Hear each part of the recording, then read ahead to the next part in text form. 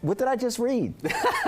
You just talked about a giant storm system, my friend. Okay, all right. Yeah, and all right. It is impacting the West Coast, like you said right there. But yeah, we've been talking about that rain we have coming here on Sunday. Same storm system. Okay. So it's got a lot of strength behind it. It's going to be making quite an impact across the country over the next few days. And there is some of that rain and snow. It's already producing along the West Coast, folks. Yes, this storm system is finally making landfall, if you will, in the U.S. And how about how large it is? There is rain all the way down to San Diego and Los Angeles. You have that snow as you get into the higher terrain of Nevada, Idaho, even Montana, and then that precipitation, it stretches all the way up to Seattle. So the entire West Coast being impacted by this storm, and as it continues to move east, it's going to be the reason why there is likely to be rounds of severe weather in the southeast this weekend. And yes, we still have the chance for some severe weather potentially on Sunday. So we'll talk more about that soon enough. But today, the big story on the East Coast here,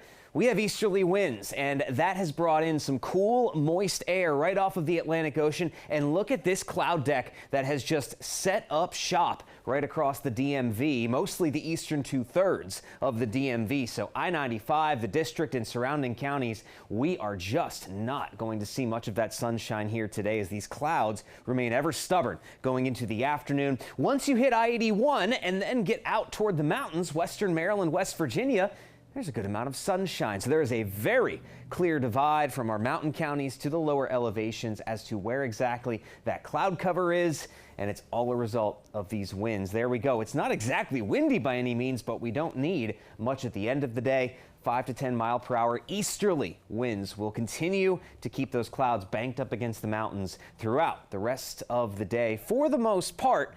And there you go. Temperatures are still in the 40s pretty much area wide. We only have 50s right now where that sun is breaking out to the west. Now, as we go over the next few hours, those easterly winds will start to let up just enough to where we are going to chip away at this cloud cover. Now, I don't expect it to be as aggressive as Futurecast is showing here. We're not going to turn totally sunny, but there will be some breaks of sunshine from about 2 to 3 p.m. onward through the end of the day across the eastern half of the DMV, but there could be a few clouds building out to the west where we had some sunshine then earlier on by this evening. Now, this clearing, it is very short-lived. Look at this. By the time we get back into the night tonight, easterly winds redevelop, and just like we saw last night into this morning, there's that very gray, very overcast setup. And for those trying to see the lunar eclipse tonight, I hate to break it to you, but it's probably going to be near impossible to see that tonight as this overcast settles back in before we do kick in some clearing again tomorrow afternoon. And I do think